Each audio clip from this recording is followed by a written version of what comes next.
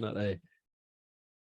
Definitely. It gets right in the way, doesn't it? Wanting it to be perfect. It does, mate. And I really appreciate your time, because I think the wonderful thing, for all the ills associated with social media and it sometimes being antisocial, one of the best things for me is exposing myself to gents like you who are just, without sounding too cheesy or too out there, connect more on an intimate level. Because I think many need intimacy as well, but not in a classic intimate, that kind of sense, but intimacy in a different sense, just finding mutually minded people. And you are one of those. So thank you for joining me. Oh, mate. Well, yeah, it's my pleasure. And thanks for the invite. And right back at you, dudes. Same thing. It's a real, for all its ills with social media, that there's a real beautiful thing about connecting. And yeah, there's like a real community. You can find these communities on, on Instagram in particular. I find that's where I'm comfiest. And so many people that are now friends, real life friends, that started off as podcast friends or Instagram friends. And yeah, it's a special thing, man.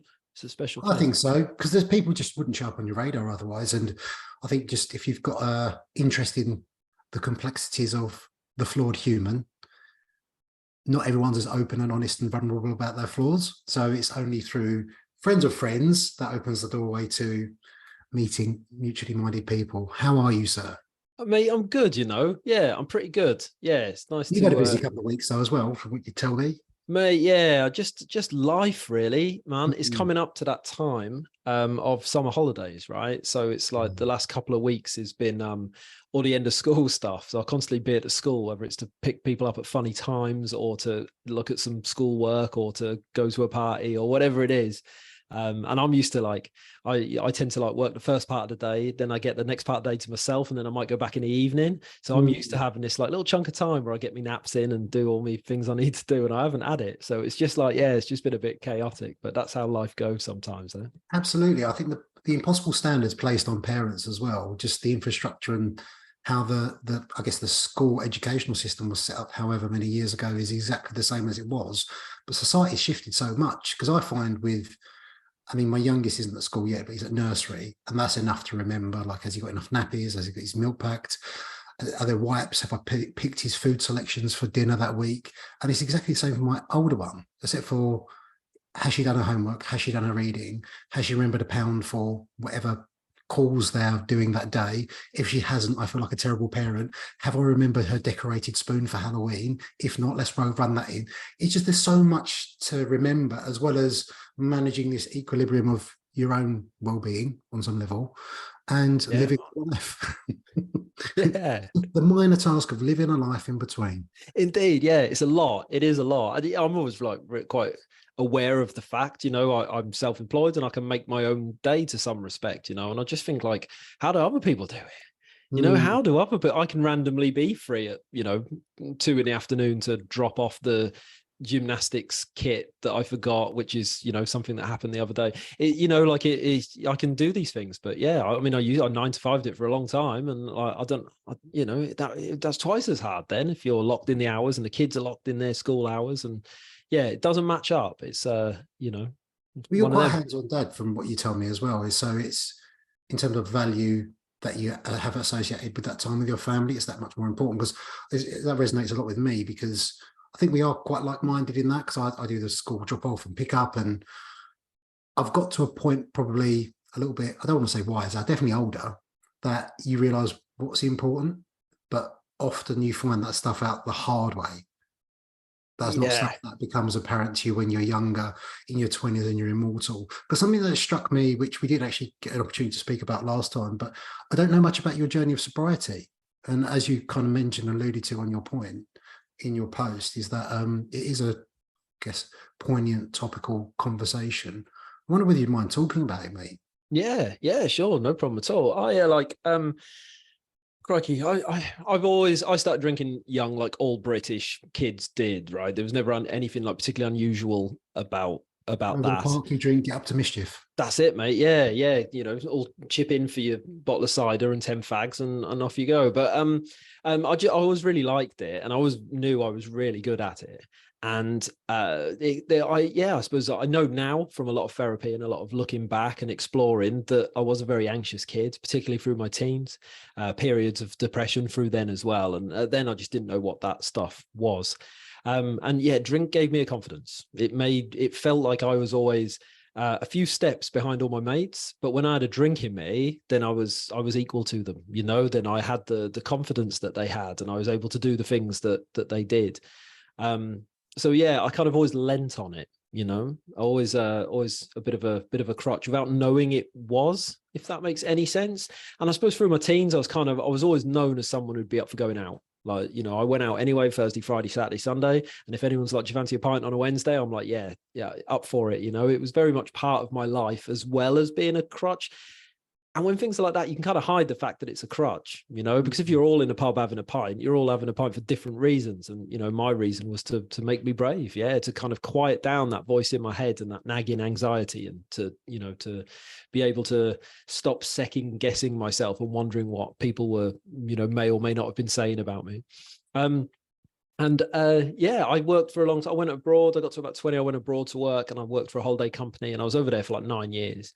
And, you know, then you're really able to hide a kind of, you know, a likeness of drink, because everyone's on it. Everyone's drinking like it's you know, like they're on holiday and they're working away for the summer. People are drinking every day. So it's really easy to kind of hide your reasons why. And even at this point, I was probably never really aware that I was drinking for those reasons. And yeah, What did that look like at that time, if you don't mind me asking? Like, what was that? what did that look like for you at that time, in terms of, you know, I think when people, certainly I think, because in terms of addiction and people that may drink, is actually get people that function quite well on it. Like, you'd never, as an objective onlooker, you would never be able to tell. Whereas I think the worst, the most extreme examples maybe people have seen in films is this dysfunctional, unable to do anything kind of person. That doesn't strike me as you, though. So what did that look like day to day? Yeah, that's a great question. I've never really described myself as an alcoholic. I just drank too much. There was times over my life when I knew when I'd be like waking up in the morning and thinking about having a drink as soon as I woke up. They tended to be coinciding with my mental health being like through the floor. At the end, because I worked seasonally, towards the end of the season, I'd be just burnt out from just caning it all year. And then things would get, you know, a little bit dark, you know, and then I'd come home. And maybe I'll just like hang out at home for a couple of months and not drink at all, you know. So it wasn't like it wasn't it wasn't like that craving. I wouldn't describe myself as an alcoholic. No, not at all. I was just able to hide in plain sight because everyone's drinking, you know, everyone's partying. It's very culturally accepted and encouraged, though, isn't it? It's you're almost the odd one out if you don't drink these days, and it's quite an awkward conversation. I've been in many situations I can think of, whereas it's not that I don't drink, I just don't drink often. And I've got no qualms saying no to a drink, but it becomes a big issue for other people. Yeah, very much so. I always think when you kind of sober it, I think most people would say, I'm going to speak on behalf of most people now, Dan, but I think most people would say that, you know, we do as a society, we have a very strange relationship with alcohol. A lot of people drink a little bit more than they should, and it doesn't quite impact their life massively, so they get away with it. But maybe like deep down, you know, that I always kind of knew I was drinking too much. And when you're sober, particularly if you do something sober that people think they can't do, like go to someone's wedding and have fun, it kind of holds a little mirror up to people. You know, it kind of like, I've always found people used to like want to sabotage me, and I would say, oh, I'm not drinking at the moment. And I never said I was stopping. I was always like, I'm not drinking at the moment. And then that moment just kept lasting and lasting and lasting until I felt I could say, oh, I don't drink anymore. But yeah, so I'm not drinking at the moment. And then people would say like, oh, you can have one, you know, or, oh, don't be boring. That's the classic. It's like, go on, have one. And then when you can't talk me into it, you're going to insult me. You're going to make me feel bad about myself. So then I join in and be like everybody else, you know. Yeah, and it like that was so common. Who's going to change your mind? Yeah, that's it. I think, you know what, right? I could just go to bar now, do a load of shots, get levered, join in, and you would forget I'm here in an instant, because whether I'm there or drunk or not has no impact on the all night. Do you know what I mean? But people just want to kind of like lure you in. And then once I was in, they probably would have just been like, oh, you know, he's boozing now. We'll just let him get on with it, you know. Yeah. But yeah, but kind of, I always say that I had a really good relationship with booze until I didn't. You know, I was quite happy caning it. That's what young people are supposed to do. And yeah, I was reliant on it. And yeah, I did used to kind of do, I don't know, it allowed me to do more things. It allowed me to be more comfortable. I'd always have a sneaky drink before I had to do something brave. But yeah, as I got older, then my relationship with it changed in that I couldn't handle it.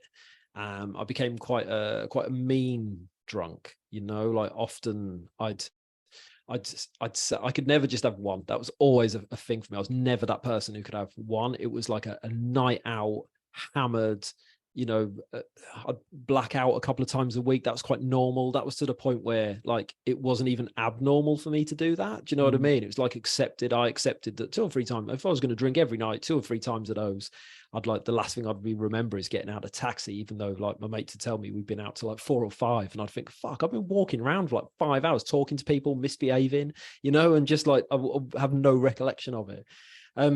But yeah, I kind of like, yeah, and that started to turn, the things I would do in those time periods would like not be very nice, you know, and I'd wake up and I'd just wake up and just have a horrible feeling in my stomach, and I'd know I'd done something to upset my wife, or I'd like played up in caused some sort of commotion, got into an argument for the sake of it, you know. It was just like this nastiness was coming out, and I'd start saying like, right, I can't do it anymore. I can't drink anymore. I can't keep upsetting Kim. I can't keep behaving this way. I feel embarrassed about myself.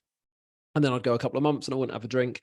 And then I'd be like, well, yeah, a couple of months, feel pretty clean, feel pretty good. You know, I'll probably just have one. Do you know what I mean? And sometimes I would just have one. And it would be like, oh, cracked it now. Went out last week, only had a couple of pints, didn't even get pissed. You know, wife still loves me. Everything's great. And then, you know, and then I'd go out again and we'd go out on a Friday and I'd still be boozing on a Sunday and fucking, you know, just causing absolute chaos. And I'm like, that's it. I'm quitting now. I'm stopping.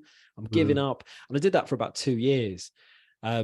And then like when my son came along and my mental health like really like collapsed, then yeah, there was a night where I kind of like did some stupid stuff, and it weren't even considering all the stupid, daft, horrible stuff I've done when I was drunk over the years. It wasn't even a particularly big night, but it kind of brought enough. Yeah, fuck it, I'll talk about it. I went out to a gig in Liverpool with my mate, and I was supposed to get, I promised my wife, because her baby was like would have been about a month old, probably about this point, maybe a little bit older. And I said to my wife, oh, you know, I'll definitely be back. I'll get the last train back and, you know, I'll behave myself and all the rest of it. I didn't. I missed the last train and I stayed out and fucking got pissed. And me and my mate had a fight and he stormed off.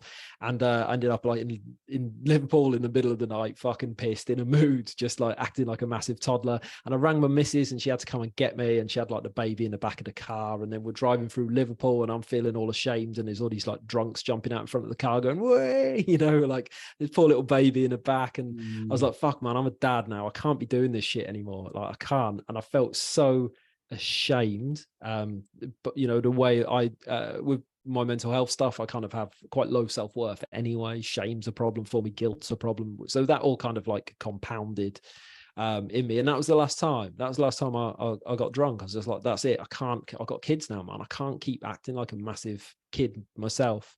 And that was the last night. So as things go, compared to some of the stuff I've gone, that's nothing really. Like I got a bit drunk, acted a bit daft, and you know, embarrassed myself in front of my wife and my mate. But yeah, that was enough. The guilt and the shame around that was enough to me go, I'm not doing it again, and I've not done it again. So yeah, it was a strange night that led me to stop. But yeah, not certainly not the wildest. But there you go, and that's what it needed. That's what I needed. Yeah.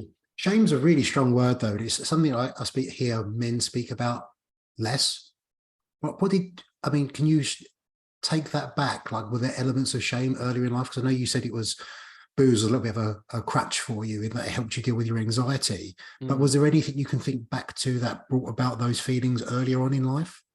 I think for me, I created an environment to keep me safe, and then that environment, that thought processes, they held me back throughout my life. So because I was anxious, because I was scared, I never really like backed myself, and then I'd have to justify that behavior. So I didn't do very well in school because I was far too worried about what people thought of me. You know, I was far too worried about blending in. I never really applied myself.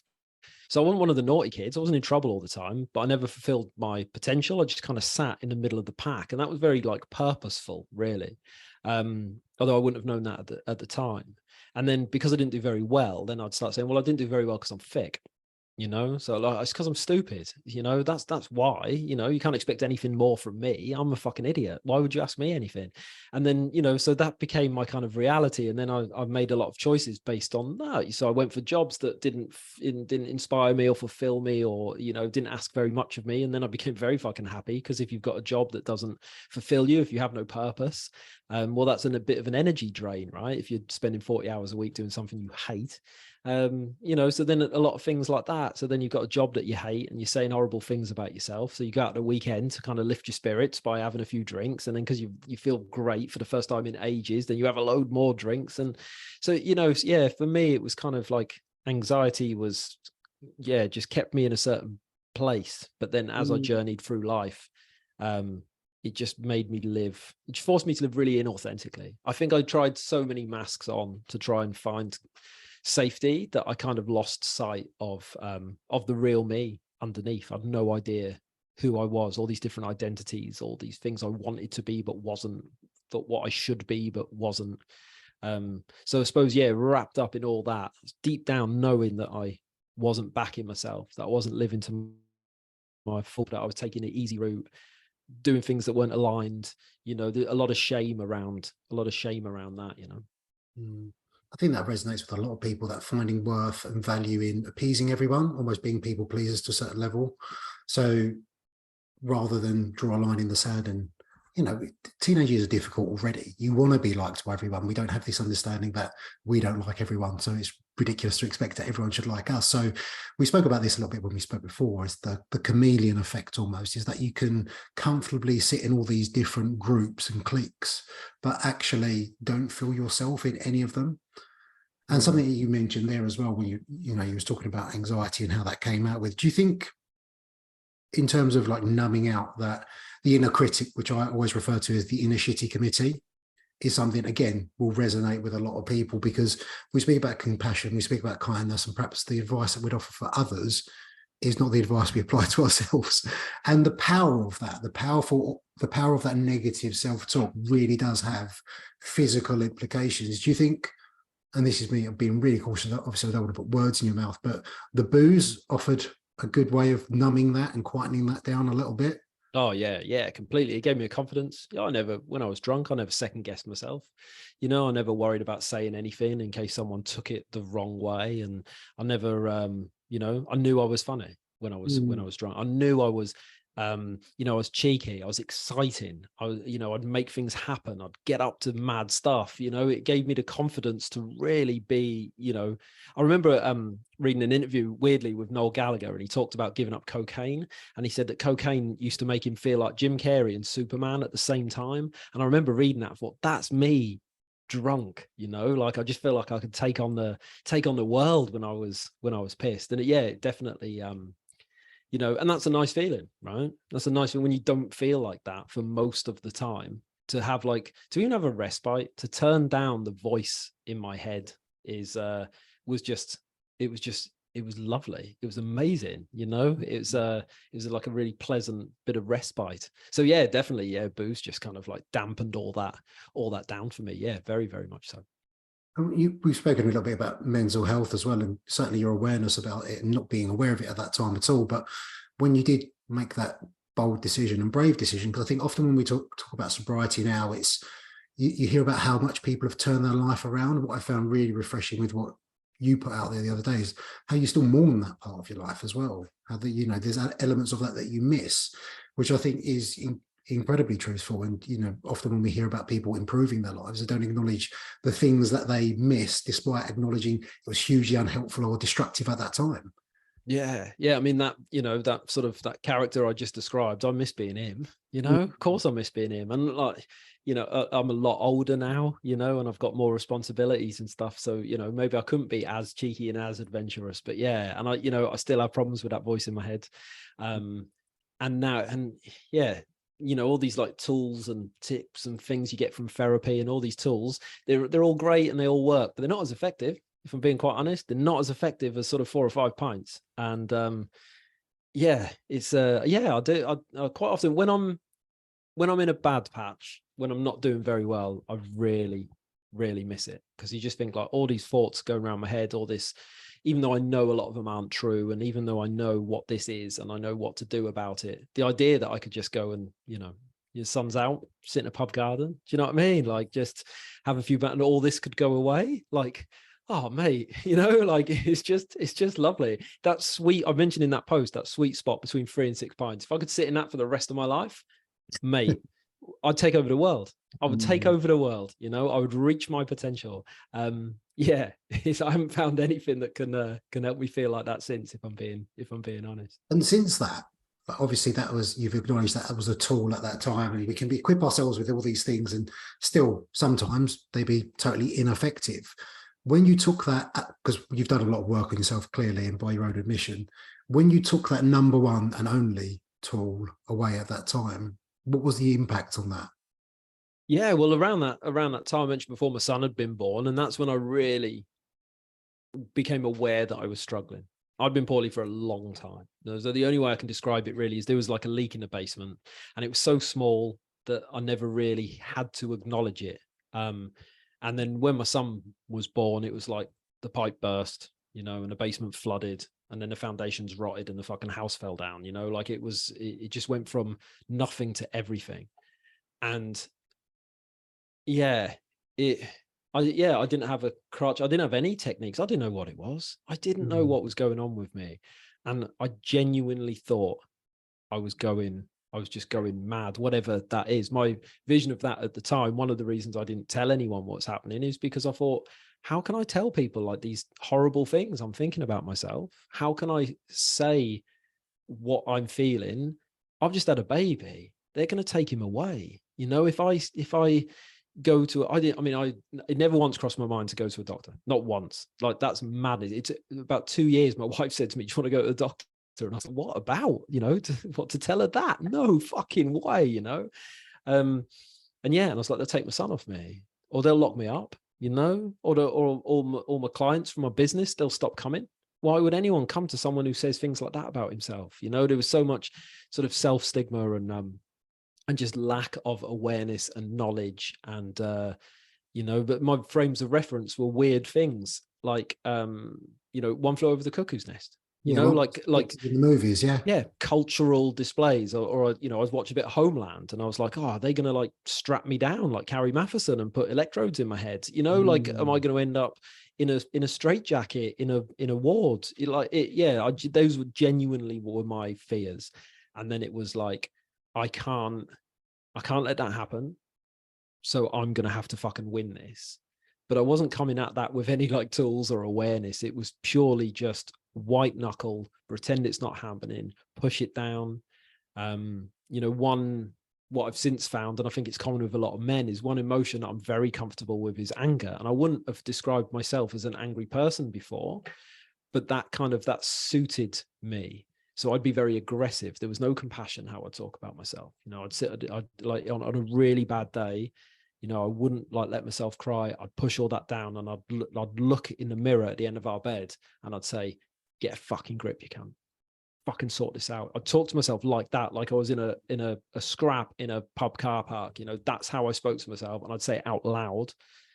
And then I'd come downstairs and be like, hey, how we doing? Hey, little man. And like picking the baby up and stuff like that. You know, that I had no tools, no way of dealing with it. And in a way, weirdly, it probably really helped me with the drink thing, because I was like, you know, I was aware enough to know that because I didn't know that drink was a crutch for me. When you're behaving like that, I was like, what if I got really drunk now, I'm barely stopping myself from doing something really stupid.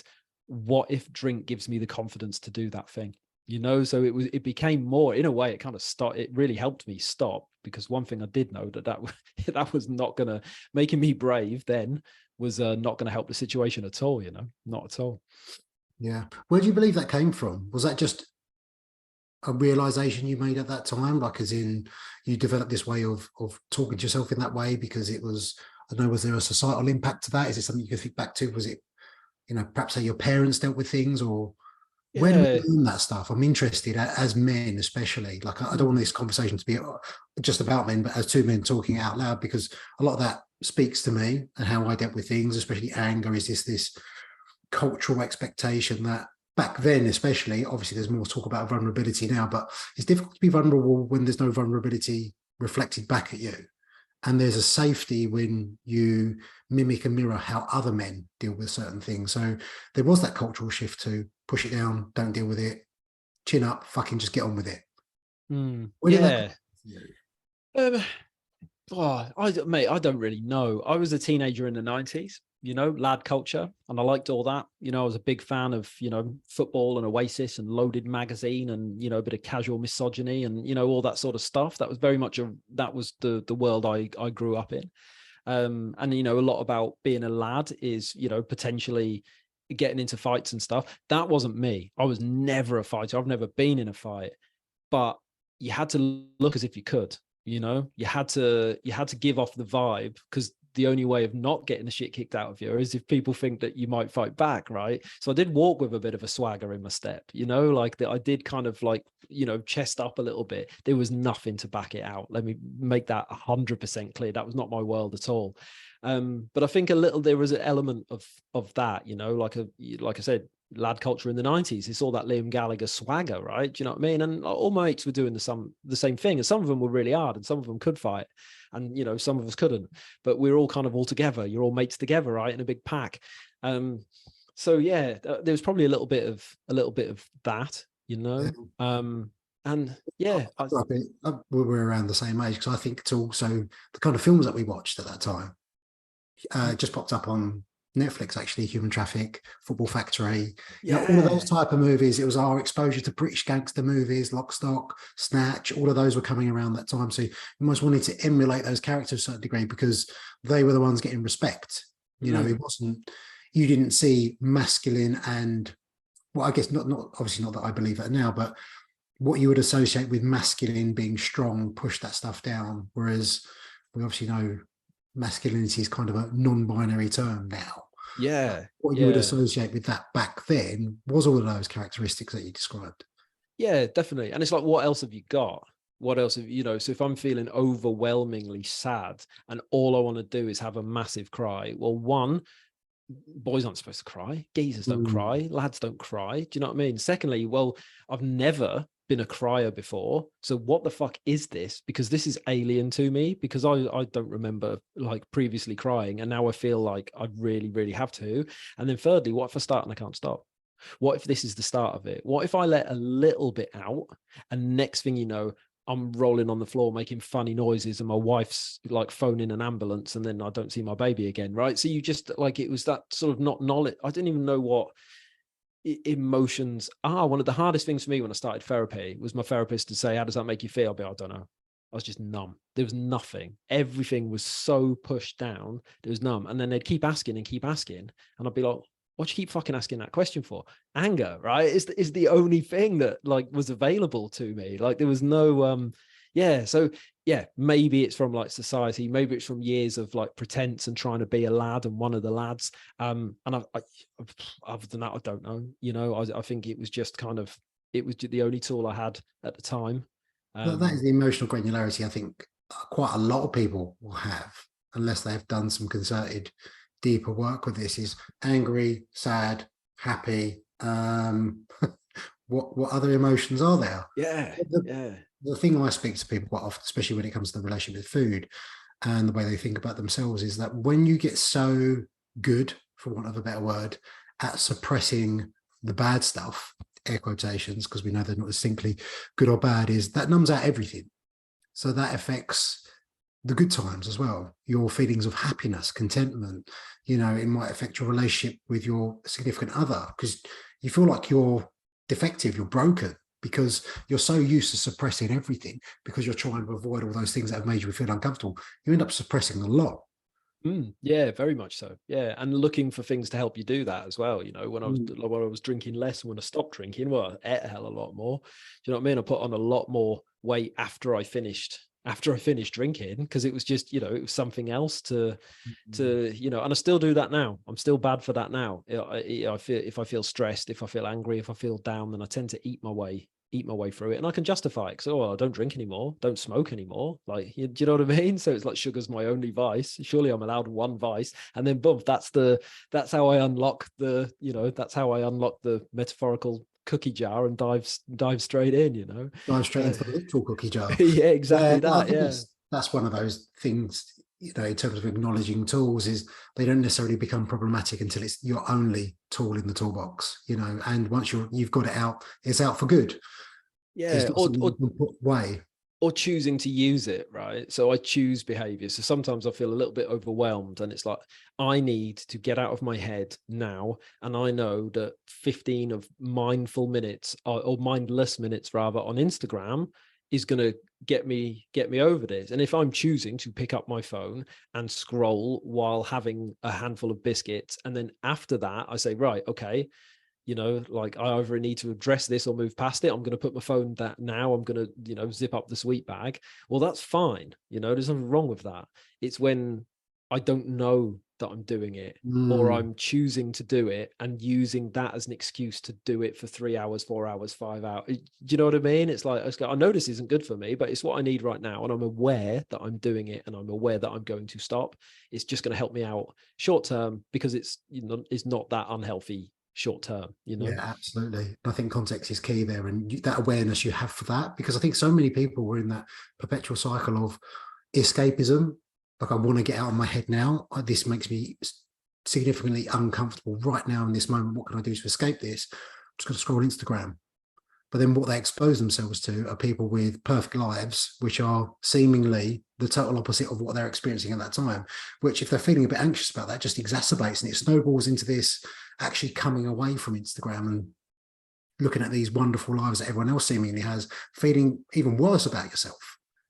Yeah, very much so. Yeah, I've recently this year really addressed my relationship with like social media, and one of the things I do is, if I go on Instagram, when I come off, I log out, and then if I find that I just automatically pick up my phone and hit the app, then bump, the login screen comes, and then I ask myself, what type of person do I want to be? Do I want to be the person that just checked Instagram 20 minutes ago and now I'm on it again? Or do I want to be the person who doesn't need their phone during the day? And then, and I make that decision, and I've been training my brain to, because most of the time, 9 times out of 10, I will say, I don't want to be doing this. Do you know what I mean? Like, my kids are over there, go and play with them, or, go and do something useful, go and do the washing up, like, just sit, whatever.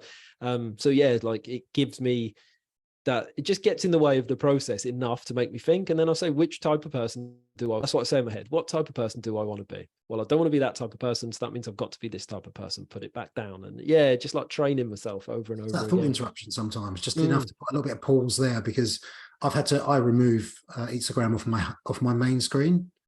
So I actually physically have to search for the app.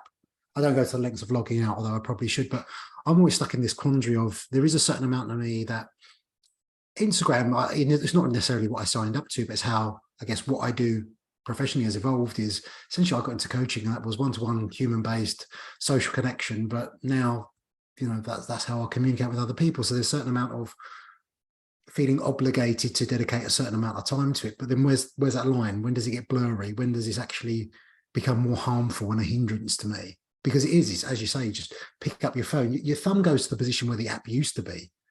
That's how ridiculous it gets. It's so true, isn't it? Yeah, so true.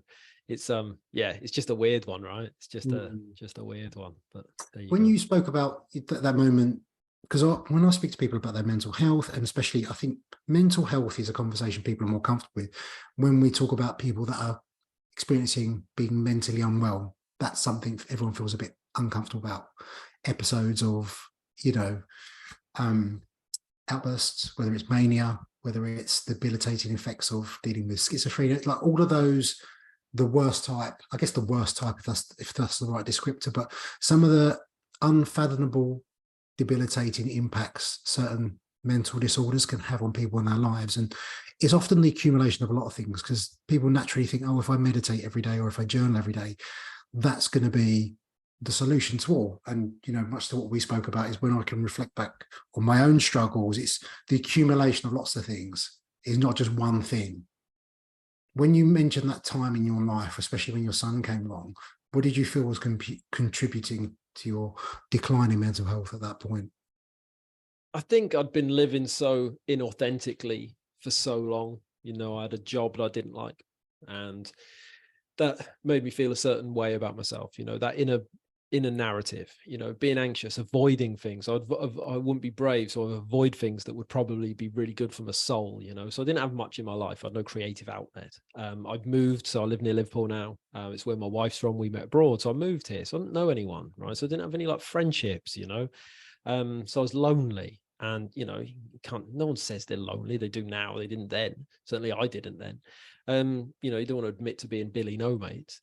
And it's, yeah, so, you know, I was lonely. I didn't really have any hobbies or interests, or, you know, a lot of my hobbies were more behaviors, you know, like, you know, I used to, I don't know, go shopping for clothes. I used to quite like labels, which is ridiculous. Most of the time I dress like, you know, like a tramp now, but it's just not important to me, you know. But yeah, I used to like shop for labels, and I was just bored with my life, and just trying to like get dopamine anywhere I could.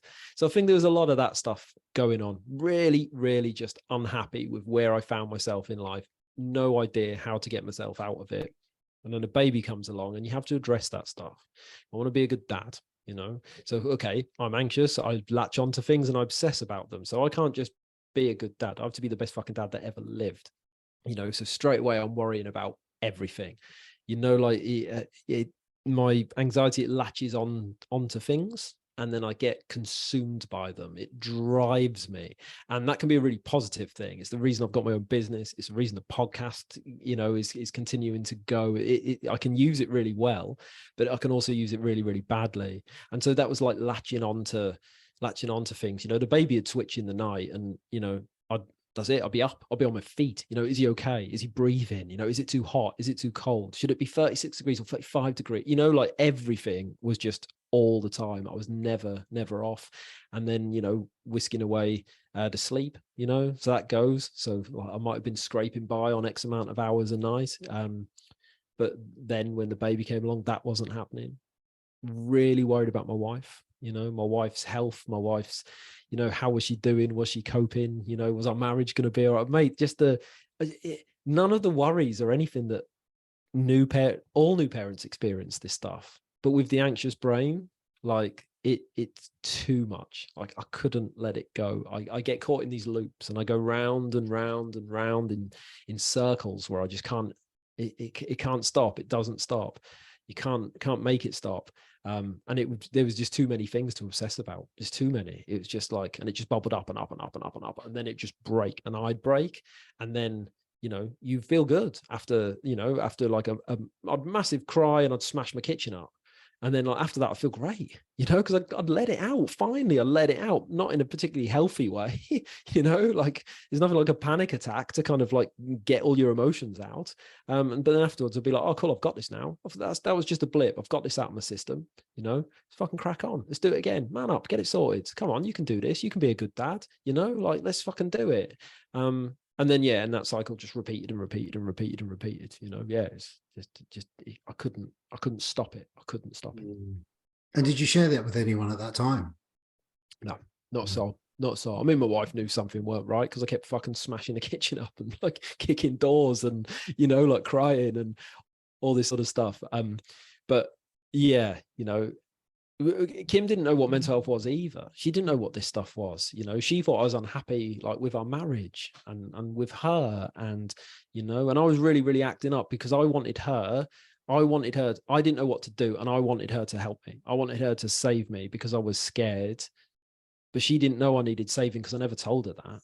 You know, it was like my behavior was getting more and more bizarre, because it was like, well, if I, you know, if I smash 3 cupboard doors in the kitchen instead of 2, well, surely someone's going to step in. This is not right behavior.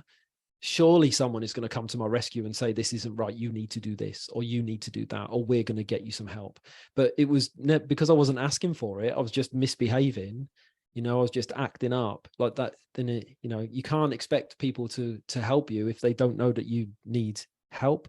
And it sounds ridiculous that anyone would think I didn't need help, but there was just so much stress around at that time, and so much, you know, these incidents could kind of, it's a bit like that first Hulk movie with Ed Norton, you know, when like the Hulk explodes and then the counter in the corner counts back down to 0 and it says, oh, there's been like, 0 days since it. Sorry to take it off on tangent. That's the best Hulk movie, Really? Yeah. I think. Yeah. Oh, mate.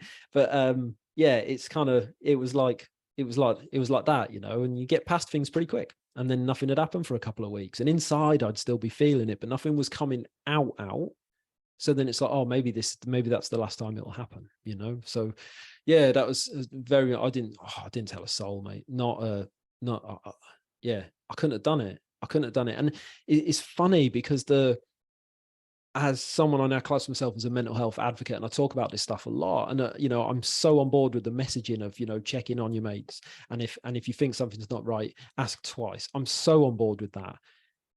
That you would have asked me then, no chance. Someone said, "What's wrong with you?" I'd have been, "Oh, mate, I'm just tired, a bit stressed, new baby in the house, innit? It's just, yeah, it'll be fine." And they've been, "No, mate, are you really all right?" Straight away, what the fuck are you asking that for?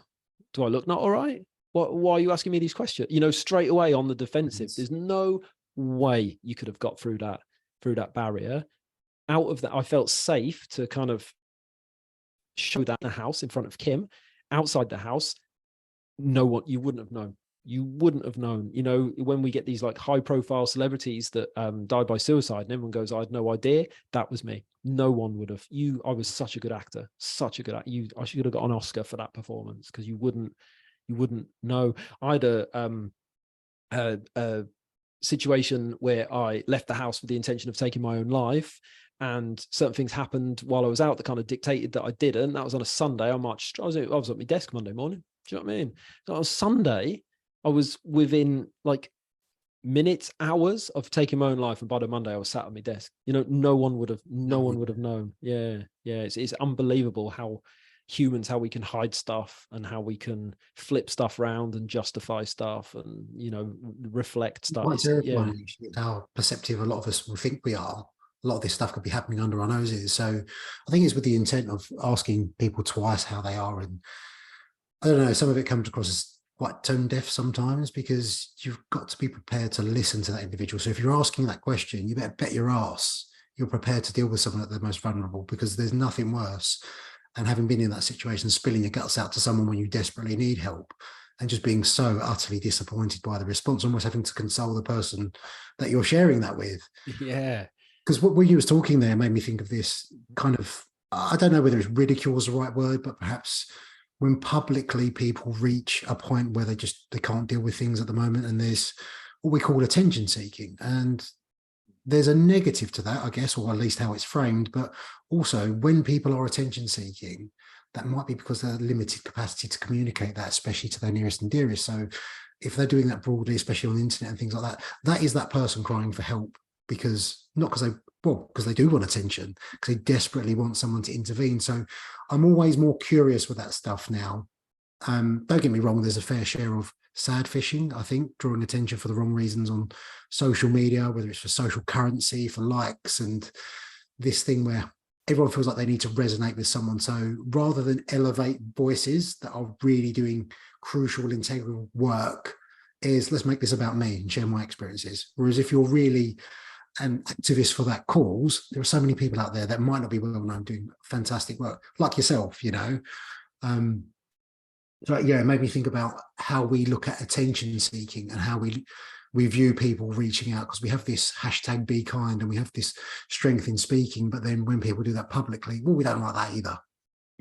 Yeah. And it's easy to drop a hag on stuff, and it's easy to share the nice posts and all that sort of stuff. A way I like to see it is that I think sometimes we confuse Instagram reach with actually reaching people. That's how I like to look at it. It's easy to do a post and get loads of likes and loads of shares and loads of engagement and turn your phone off and go, oh, I'm such a good person. I've put that post out there. Most of the people who see that post are not people who need to see that post. Most of the people who see that post are not going to act on that post. I had no idea. I could not have named one well-known mental health advocate. I could have not named any charity other than the Samaritans. I could not have named any celebrity. At one point I kind of went down a bit of a rabbit hole, because it was really 4 years I was kind of in that point. And in the second 2 years, I was more actively trying to get well and looking in a lot of the wrong places. But and I never saw or heard anyone talking about this stuff who looked like me or who sounded like me, and everyone was so far out the other side.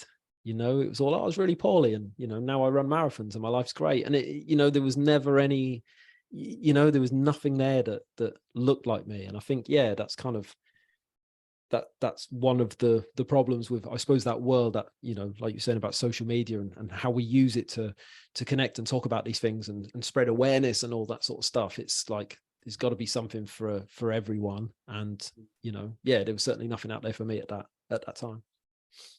Yeah, I mean, maybe not the most optimistic. I like to think of myself as a realist, at least, is that I think we all overvalue the value, in air quotations, that we put out there. And I think sometimes what's framed as quite altruistic is actually quite self-serving. So we're kidding ourselves a little bit sometimes. Don't get me wrong. I think, the best intent in the world. And I think some of us are trying to truly do good work out there. But I think just the examples that we're exposed to, especially from high profile celebrities often and high profile influencers, it's still making the conversation a comfortable one, the airy fairy, as you say, like there's an end date to it. Because the likeness that is always drawn is, if someone had a physical ailment like a broken leg, you wouldn't ignore that. But arguably with a physical ailment like a broken leg, is that heals, that's done, until, if you're unfortunate enough to break that leg again. Whereas this mental health quandary or mental illness quandary it's ongoing. Like, a lot of people still frame it as an end point. And I guess the assumption would be that once you have found your even keel, or you have your tools that you constantly rely on, that's it, you're sorted. That means you can manage those things ongoing. But I have a feeling, well, I certainly can attest myself, is that that's not the case. Like, I still have moments where I struggle, and there's still sometimes when I throw all the tools I've got at it, and I'm still not just about keeping my head above the water. What do you do now? If a fly on the wall, when you are going through those bouts, I know you said that nothing compares to that 3 to 6 point sweet spot. Yeah. Yeah. What do you remind yourself of, even if you don't have the tools at the time? Because I think we can often have these rational conversations with ourselves, despite being rational and objective and understanding there's no logical reason for you feeling this way. It doesn't change how you're feeling about it at that time. Yeah. Yeah. It's a really interesting one. It's something that's been on my mind a lot recently. In the last couple of months, I've had a real wobble. And it came out of nowhere. I made the decision last year to come off my medication. That's my own personal, decision. I'd never encourage anyone to do that. But and I had a best part of a year with no meds, and things were great. And then I was using my tools. Exercise is very good for me. Walking's very good. I walk every day, no matter what, no matter the weather. I get a little walk. I make sure I've got more creative pursuits. My podcast is a real creative pursuit for me. I started drum lessons last year, things to kind of express myself and do different things, try and challenge myself and do little things that, I feel I need to push myself on. Sleep, naps, speaking openly, all the stereotypical stuff, and a good year. If you'd have asked me 3 or 4 months ago, I probably would have said I was the best I've been in my life towards the start of this year. And because of that, I thought I'd cracked it. And the last couple of months, I had a slide, I had some personal stuff happened, and it just knocked me off center. And even knowing everything I know, and even having all the tools available to me, I just couldn't right the ship. None of it worked, none of it. And then I started doubting it, because it's all right when you're pretty good and you're doing all the things, it's very easy to put 2 and 2 together and come up with 4 and go, well, I feel good because I'm doing these things. And then when I wasn't well and I was doing those things, then I was like, well, why aren't they working? Where's my tools now? What's going on with me now? And that almost became a bit of a stick to beat myself with. And it's been really challenging. And the truth is, I don't know. I'm still trying to do all those things to kind of keep me, because I know at a baseline level, I always think, when it comes to any sort of health, like low hanging fruit, right? So I'm just, you try and eat well, try and drink enough water, try and get some steps in, try and move under loads 2 or 3 times a week, all the low hanging fruit. So I'm staying with all that stuff, but it made me doubt a lot of the things that I would very confidently have said on podcasts. Oh, I do this, oh, I do that, because it fucking deserted me. I'm the first one to say, I'll definitely talk about it, but that I didn't want to talk when, like, you know, like a month or so ago, when I was really feeling like I was in the depths of something, I didn't want to talk. And I started saying, well, I can't tell my wife, you know, because she's going to worry that this is the start of something big again. And I don't want to worry her. So I can't tell her, you know, and it all starts again, you know, and it's like, you can't trust a poorly brain, you know. That's what I just kept saying to myself. You can't, this is not true, but fuck me, it felt true, you know. You just can't trust a poorly brain. Your poorly brain lies to you. So yeah, like, I don't know is the answer to that. The answer to that. I thank you for sharing that, mate, because, you know, there's this, again, this whole vulnerability and talking kind of thing is that comes from a place of transparency, and it's difficult to be vulnerable with someone when it isn't reflected back at you. And, you know, when you're talking about medication, there's you know, I am medicated now. That's something I haven't told anyone. And look, I might share this with people on the podcast. I don't know how many people actually listen to this apart from my mum, who doesn't know that. So there you go, mum. But that's I think the interesting part of that conversation is medication can be trivialized, but when we're throwing everything else at it, and if you don't mind me asking, how long were you on medication for? About 2 years. I mean, it saved my life. Saved my life. I had a planned suicide attempt that was intercepted. And after that, I went to the doctor and I started pills. And within like 2 or 3 days, you know, and some of that I'm sure is placebo and I couldn't care less. But within 2 or 3 days, I felt like a new man. I felt 10 years younger. I looked different. Do you know what I mean? My wife said to me, I feel like I've got like the real Tom, you know, me and Kim have been together for like 16 years. And she said, I feel like I've got you back for the first time in years. Like it just changed everything. And then suddenly all the stuff I was doing just worked. All that therapy just kicked in overnight. Do you know what I mean? Suddenly I was just like sage-like wisdom. Do you know what I mean? Energy to spare, you know, back in the gym, all this sort of stuff. And it was brilliant. And, you know, and I did loads of work, loads of inner work. It gave me the strength and the foundations to be able to really dig into myself. And like before, I don't think it's not even, I don't think, I know I hadn't been doing the work. I was talking about doing the work, I weren't doing the work. Because I'm articulate, because I can talk about this stuff, because I understand a certain amount of my story, I can hide from getting further into that story by talking about it, right? So my therapist will always say, you're dancing with me. You're dancing with me, because I'll go off on some fucking monologue about my mental health and she'll be like, I didn't fucking ask you that. But it's, and yeah, and I was great. And that's why I wanted to start, because I was like, I think I'm in a position where I don't need these anymore. And I want to know that I can do it for myself, you know? And yeah, and I did, and it was great, and it was brilliant. And weirdly, after this blip, it got really, really bad. And my wife said to me, have you thought about going back on your pills? And I rang the doctor and I got an appointment and I got my prescription and I picked it up and it's still there on the side in the kitchen. I haven't started on them yet. And I've just been trying to like explore how that firstly, as soon as I spoke to the doctor, as soon as I put the phone down, I felt great, you know, just having some tangible help. And then I had a couple of good days and I was like, well, maybe that was just a blip and these are good days. Are they good days because they are good days, or are they good days because I've asked for help and that help came and that's like, you know, settled something down? Yeah. And weirdly, I know that medication saved my life. I've spoken openly about that in all sorts of places. And I have no like problems. I've always said, oh, if I need meds, I'll jump straight back on them. And yet getting up the courage to ring my GP, I felt that shame again. I felt that guilt. I was like, I'm trying to live a life without these, but I can't.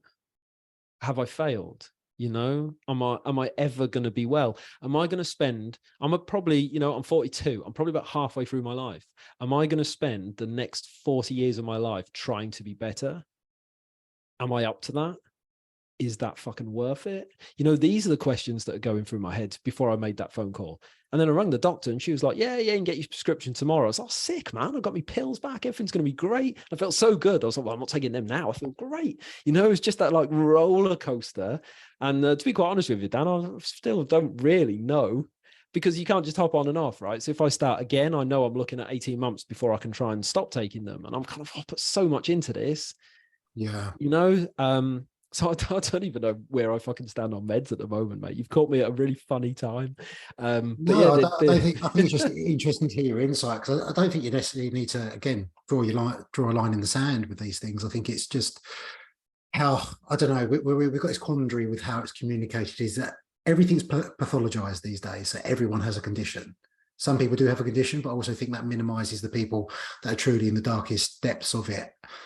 And when we gloss over that and we give people these tools in air quotations about how someone else has managed their mental health and they can't quite do the same, is we demonize medical intervention, but actually medical intervention keeps people alive, frankly, because when you was talking about that, I can reflect back on periods of my life where I was advised to stay on. I knew I had to wean myself off. I weaned myself off. I was coping. I was doing great until I wasn't, because life has a habit of chucking shit at you, as it inevitably does, and you can't avoid that sometimes. And I guess my avoidant behaviors, or how I cope with things, they manifest in different ways. So over my lifetime, it's been exercise, or it's been performance, or nutrition, or it's been my work, But my son's coming up too, and it was probably, I don't know whether I haven't spoken about this on the podcast. I'll talk about it anyway. I don't care. Jax is I'm still not sure of the terminology, but Jax is a twin, or was a twin, and his sister Maeve was stillborn. Nice. And the emotional roller coaster of being overjoyed with one and dealing with the grief and loss of another was something I didn't realize I was really struggling with, because of the implications to my wife, who, continued to carry both of them. She found that quite a comfort. I'm very grateful in that, because I don't think everyone would respond in that way. Some sort of inherent failing on my part, although totally irrational. I had failed in the protection of something that should be the most sacred and precious to me. Ridiculous. When we went for a routine scan, it was just found that she had unfortunately passed somewhere in the last 24 hours. There was no rhyme or reason for that. And after that, just keeping everyone else's head afloat and cooking 3 meals a day, taking my daughter to and from school, making sure my wife was all right. I thrived in doing it all. And I picked up a master's at that time as well. I started a master's in neuroscience and psychology of mental health. Wow. Almost feeling a bit hypocritical, because again, I didn't recognize, although I struggled with my mental health earlier in my life, it operates so deceptively when you're in just doing. And I was doing it all. Like, I was thriving in work, I was thriving with my masters, I was doing everything for the family, until I wasn't. And I needed to reach out, and just actually at that point, I needed that help. And thankfully that help got me through it. It continues to get me through now. I probably wouldn't be in a haste to jump off of them just yet. Although things are, I can comfortably say, much happier at the moment. I wouldn't be in a hurry to jump off. And equally, I wouldn't dismiss people that, they're in that position. I'm not advising people should go on. I'm not advising people should come off. This is such an inter-individual thing. So personal, isn't it? Yeah, it's so personal. And, the types of intervention there are. I'm on SSRIs at the moment. That just gives me the ability to function, frankly, at the moment. Although things are good, that gives me the ability to function. I'm not sure how much of an overshare that was, but that's that whole, you shared something quite deeply personal, which I appreciate. So I appreciate that, man. Thank you. No. I feel comfortable in the space doing it. And, some people might listen to this and find comfort in it as well, but it's less about me. It's more about you anyway. So you're still in this position now where you're not quite sure what to do, but things are seemingly, I'm ticking over. Yeah. I don't I've learned too much. I've changed too much I don't think I'd go all the way back to the darkness. I think you can't unlearn what you've learned, and I don't think I'd ever get to the point of suicide again. I'm pretty confident that I know that is not an option. And even on the worst days, that it's not something that came back. Whereas it used to be like, it's the first thing I'd go to, So I'm not too worried about that. And I'm just going to play it by ear and see how it goes. See how it goes. What I really need, as mad as it sounds, I need either a run of really good days or a run of really bad days. At the moment, I'm a little bit, one day I'll be on top of the world, and then the next day I won't. And I can't quite work out, the whys and the hows and so I don't want to make a long-term decision based on 2 good days or 1 bad day, or So I'm just going to see if it levels out, and yeah, play it by ear, man. Play it. We'll see how we go. Yeah, we'll see We're all a work see in how we progress. go. I think it's, sometimes we overcommit to something realistically we can't see through anyway. And the other thing is, you can tell me to mind my own bloody business. It doesn't affect me. Obviously, I'm interested, but it's none of my business. And I think when people do talk about these things, especially on social media, whilst it's great that people feel comfortable to do that, there's this over familiarity attached where people feel like they deserve explanation on certain things. We don't owe anyone anything. No, It's been really it's cool that you've shared all those things, but yeah. equally, if you decided not to disclose some of those personal details, I would have totally understood as well. Yeah, no, I'm happy to chat about it. I like the idea of kind of sometimes you explore things outside of the therapy room as part of a conversation, and it kind of gets you to understand them a little bit better. And also I'm sure I'm not the only person who's ever thought and felt like this as well. So that you never know who it's going to connect with.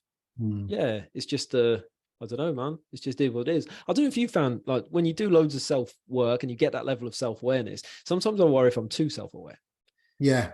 I never stop looking. Like, I never stop. And everything I do, then I'm like, oh, is that my inner schema? Is that my ego? Is that my this? Is that my that? And it, You can live life just in your head, basically. yeah, that's it. And That's why, for me, Brazilian Jiu-Jitsu has been such a good thing, because I have lived life so disembodied and just like in my head. That is such a practice of embodiment for me. That just brings me into my body, what I'm experiencing, sight, smell, sounds, and just totally present in the task I'm doing there. Like playing with the kids is exactly the same. For me, that's acts of embodiment really help me, because I'm a very cognitive person. I can spend a lot of time in my own head, and it's Pandora's box, that self-awareness thing. So you need a bit of self-awareness to become more self-aware, but once you're there, you can live up there. yeah, And it's torturous. It can be torturous. so true, isn't it? Yeah, my therapist said to me, it's like the way my brain works. She said, like, mindfulness is no good for you. I've got too many thoughts. I can't sit with my thoughts. They're the problem. And any sort of meditation guru would always say that's exactly why you need it. And I would say, like, that's not. But she said to me, you don't need mindfulness. It's overrated. You need mindlessness. You need to do more things that make you look at the clock and go, fuck, it's been an hour. That's what you need. And I've been actively searching out more of that stuff. And it makes a huge, huge difference. Yeah. Yeah, very much so, man. Yeah, I think that's I don't want to say to put people off, because I've had lots of therapy over the years, but I find that's one of the difficulties I have with therapy, is the limitation of it there is you're disclosing your most personal, deepest, darkest thoughts and feelings about things with someone that professionally can't reflect any vulnerability back. They can't from a place of personal disclosure, because, they're there to make you the center of the conversation. So often I've found when I've been in talk therapy is there's a little bit of me that naturally wants to withdraw, because you're like, oh, am I sharing too much? I don't know nothing about this person. Are they judging me? And then you start getting in your own head. So that's almost a limitation I find with talk therapy sometimes. But, various different things for various different people. EMDR is something I've tried over the years. CBT. Right, yeah. Yeah. So various different skills, very different practices. Some things work, some things don't work. I certainly, when you was talking about it, I get to that point where talking just ain't bloody helping me anymore. I've done enough talking. I was done enough talking in my own head. For now, I just need to concentrate on doing other things. And if that's momentary distraction, but helpful distraction, because it's context specific, right? You've got the unhelpful distraction all of the time that actually, you're numbing everything out to actually, right now, this discomfort I'm experiencing, I just need to bloody get away from it. Yeah, that's it. And awareness, knowing you're doing that. Yeah, be out the other side, and I'll deal with it then. I'll deal with the reasons why then. For the time being, I just need to be okay. Yeah, very much so. Yeah, that was a nice little full circle. Yeah, they're unintentional. Well, Yeah. I think both of us, we're not fans of planning anything anyway. I just like the organic conversation that just comes out. So I knew it'd be a comfortable and healthy chat anyway. I'm conscious of your time, sir. You have a fantastic podcast. Could you tell us a little bit more about it? Because I highly recommend everyone goes listen to it. Oh, mate. Well, thank you. Thank you for the kind words. Yeah, it's called Proper Mental. It's been going for 2 and a bit years. And yeah, it was a huge part of my recovery, really. Once I started taking those pills that I mentioned before, I decided that I was going to be really open. You know, I'd been off work for a few months, and people would say to me, when are you coming back to work? And rather than like hide from it and make excuses, I've had some problems with my mental health, and it's not been very good, but I'm feeling better and I'm coming back. And from going from not telling anyone and then only telling a doctor and a therapist, and that is it, to saying it to people that I kind of half knew, or friends or acquaintances. And the amount of people that would say, like, oh, my sister's got anxiety, I lost an uncle to suicide. And you go, hang on a minute, this isn't just me. And often, I'd be in the queue in the coffee shop having like a really in-depth chat about this stuff. And I loved it. It filled my soul. And I thought, where was this when I was sat at my kitchen table at 3 a.m, Googling stuff like, what is happening to me? And, am I going mad? And, all these things. If I could have stumbled across just those sorts of two people having a chat about this stuff and known that I wasn't losing it, and that it was normal, and that other people suffer with this stuff. So I thought, well, how can I want to recreate that? I want to have these conversations, so maybe that version of me who's looking for stuff at 6 a.m. can find it. And I thought maybe I'll do a couple of YouTube videos with a mate, and we'll just put it out. And this really romantic idea that someone would stumble across and I'd save a life, and that would be it. And I just got a bug for it. I just absolutely, just loved it. I've learned so much about myself from other people. I've learned a lot about being human, about compassion and empathy and understanding. And, I've met some good friends. I've done some really fun things. I've met some people that I never thought I'd ever get to meet. It's just been a hell of an experience. And they come out every Monday, and I speak to all different types of people about all different types of mental health and mental illness. And some of it's lived experience, some of it's about different organizations, and just trying to just get around everyone I can. That's it. It comes out Mondays. Sir, you are the epitome of be the change you want to see. So I thank you for that. I thank you for laying the pathway for a lot of people that needed that little bit of courage, that extra kick up the backside in a helpful way. Because a lot of this comes from personal disclosure, and it's all very well having access to the information that is out there, the happy-clappy mental health stuff, but open, honest conversation around mental illness and mental disorders and people's lived experiences, which is very different as well. As in terms of diagnosable things, we can all live by certain labels, but everyone has a different experience of those labels as well. So it's really important to have those conversations. Mate, if anyone wants to find any more about you, podcast aside, where can they go?